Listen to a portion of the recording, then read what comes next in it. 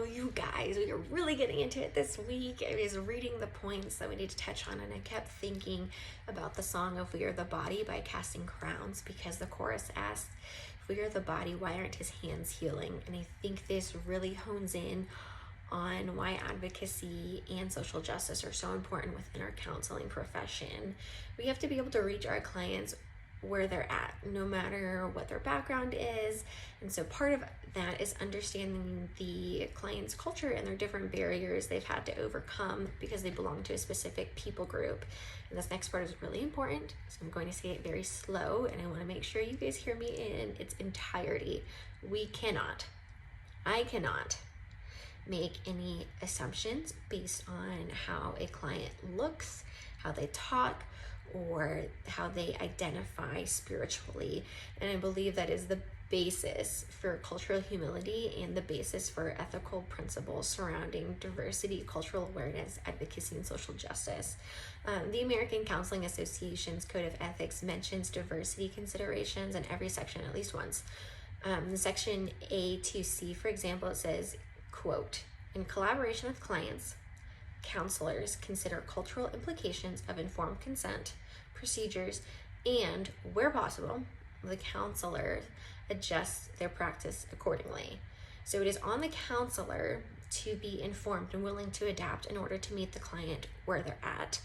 In our textbook, it gave a brief snapshot of the principles of cultural humility.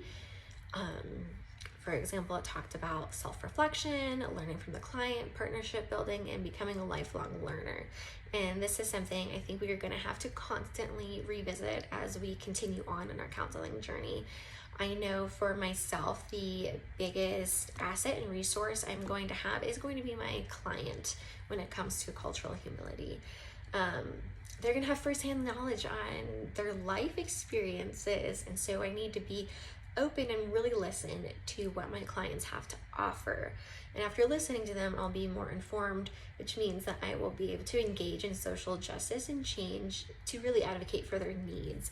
One of the biggest ways anyone can get involved, you included, is by voting. I know midterms are coming up, so I am talking about the big politicians, but your local ones are the ones who are right there in your community. They're making decisions every single day that affects your local area and the people living and working within that area.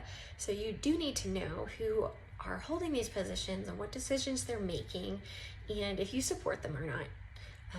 And that's the power of your vote. You get to change things.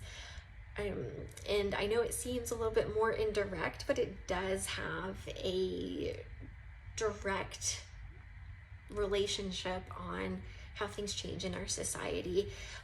The University of Michigan had some researchers that pointed out that social justice is a big key area where politicians are vying for our attention, so let's pay attention to them.